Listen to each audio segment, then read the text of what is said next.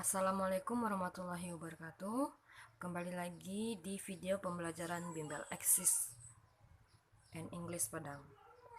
Oke, pada video kali ini teacher akan membahas materi kelas 7 bab segi 4 untuk materi jajar genjang jenis segi 4 yang ketiga.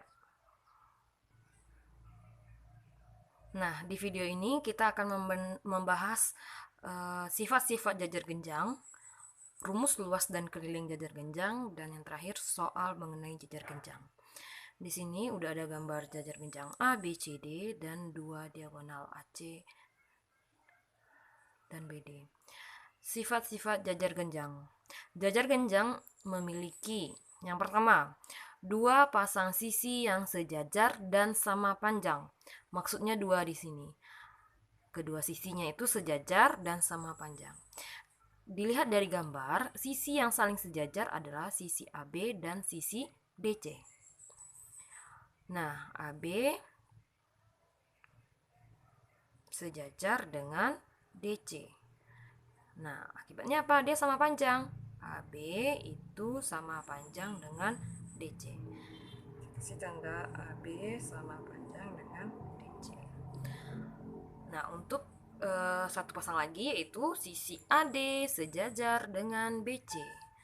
Maka ini juga sama panjang. Tandanya tanda kesamaan. AD sejajar dengan BC.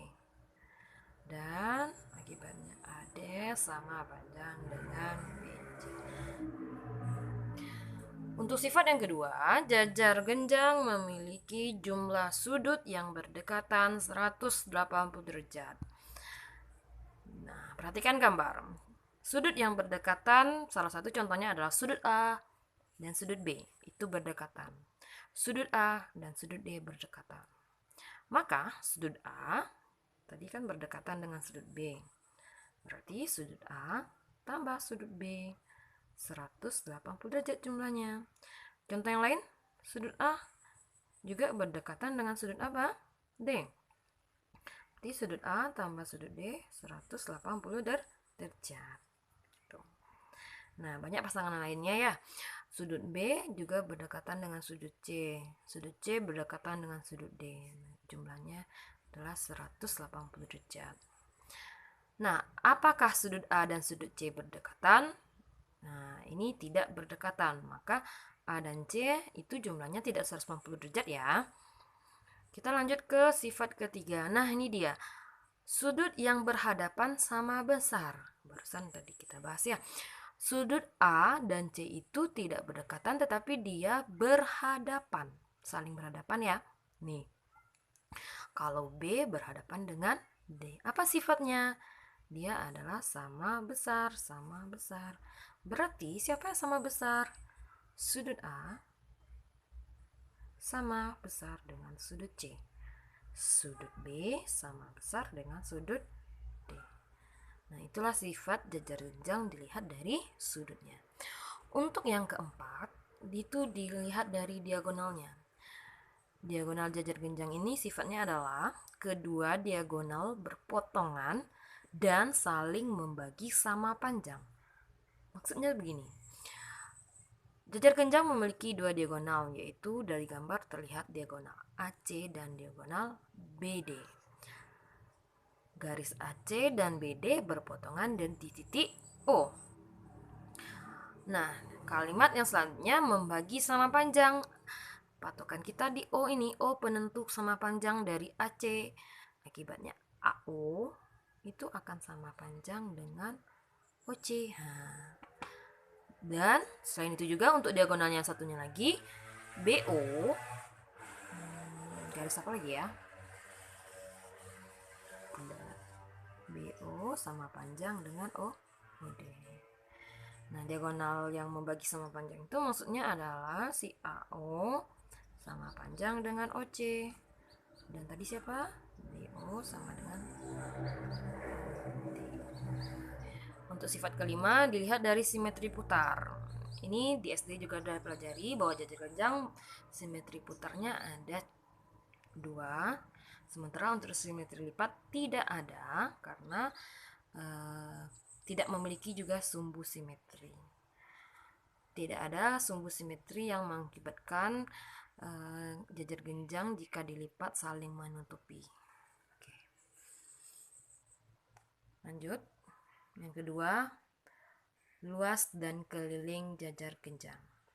Sebelum kita bahas mengenai luas dan keliling, kita definisikan dulu untuk setiap sisi-sisi pada jajar genjang. Kita sepakati bahwa AB itu biasanya dinamakan dengan alas. Jadi dia alas, sementara tinggi itu adalah garis yang ditarik tegak lurus dengan alas. Ini merupakan tinggi. Oke, AB alas, maka tinggi. Apakah hubungan antara alas dan tinggi? Alas dan tinggi harus membentuk sudut siku-siku, artinya tegak lurus di sini antara A dan T. Apakah hanya AB yang boleh kita katakan alas? Tidak. AD juga bisa dijadikan alas. Jika AD alas, maka tingginya nanti ditarik tegak lurus nih dari sini.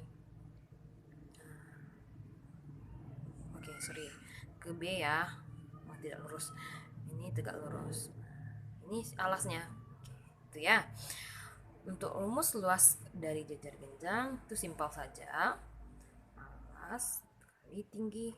Oke. Untuk keliling, sesuai dengan definisi keliling adalah jumlah seluruh sisi.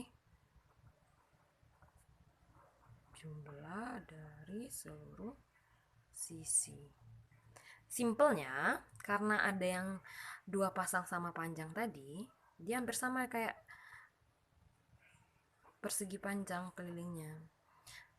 2 dikali sisi apa yang panjang, kita jumlahkan sisi AB ditambah dengan BC kali 2. Oke, boleh juga seperti ini.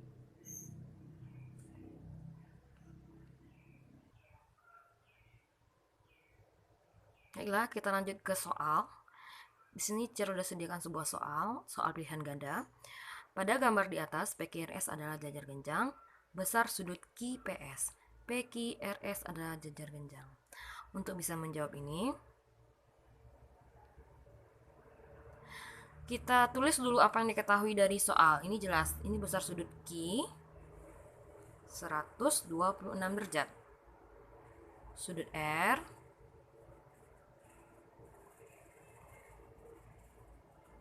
X tambah, ada variabel ya di sini, X tambah 36. Yang ditanya adalah sudut IPS.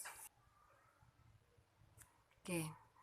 Berdasarkan sifat yang sudah kita pelajari tadi, dari soal ini kita tahu bahwa sudut Q dan sudut R berdekatan, maka berlaku sifat sudut Q tambah sudut R sama dengan 180 derajat.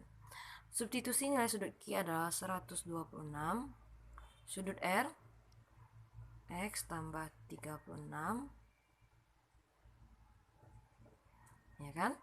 Cari dulu nilai dari variabel X. 126 ditambah 36 berapa? Itu 162. Berarti X ditambah 162 sama dengan 180. Maka X lakukan pindah ruas, 180 kurang 162. X sama dengan 18 ya. Oke, 18. Pekerjaan kita belum selesai. Yang ditanyakan sudut QPS, berarti sudut QPS titik sudutnya itu di P. QPS berarti sudut ini yang ditanyakan. Nah, terpakai juga tadi yang udah kita pelajari sebelumnya bahwa sudut P berhadapan dengan sudut R. P ini kan tidak ada diketahui apapun. Tapi kita tahu bahwa sudut P berhadapan dengan sudut R. Sudut P berhadapan dengan sudut R. Akibatnya apa? Maka sudut P sama dengan sudut R. Ya, sudut R diketahui nilainya adalah X ditambah 36. Sudut X-nya berapa? Substitusi X 18 tambah 36. 54 derajat. Nah, atau biar lengkapnya QPS 4 derajat. Berarti jawabannya adalah D. Oke, semoga mengerti. Oke, teacher lanjut ke soal yang kedua. Oke, kita lanjut ke soal yang kedua. Di sini diberikan sebuah gambar jajar genjang. Ini garis putus-putus.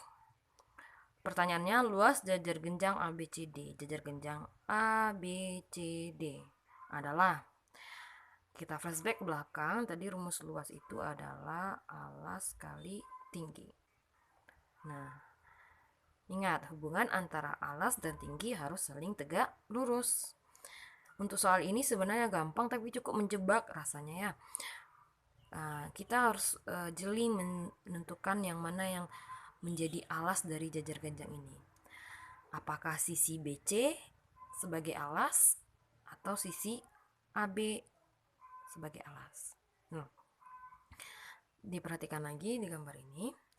Jika BC kita ambil sebagai alas, maka tinggi, adakah ruas garis tinggi yang tersedia yang tegak lurus dengan ini? Tidak ada ya. Tapi kalau ini kita jadikan sebagai alas, maka garis yang tegak lurus dengan alas ini, si AB itu kita anggap alas, diperpanjang sampai E, ada sebuah garis yang tegak lurus dengan ini, yaitu CE. Nah, inilah sebagai tinggi. Maka untuk mencari luas, rumusnya alas kali tinggi. Alas yang kita pakai ini sisi AB. Panjang AB berapa? AB yang kita pakai sebagai tinggi CE, yaitu CE. Jadi sebenarnya gambarnya substitusi panjang AB. AB ini diketahui ini 8 ya. Ini 8 kali CE 15 sama dengan 120. Jawabannya A. Oke. Kenapa tidak si BC sebagai alas? Karena dia tidak ada tinggi yang diketahui. Jika BC sebagai alas, maka tingginya tuh larinya ke sini. Nih, harus diberikan sebuah garis tegak lurus. Oke. Itu tidak ada ya. Alas kali tinggi. Jawabannya adalah A. Oke, sekian videonya. Semoga mengerti.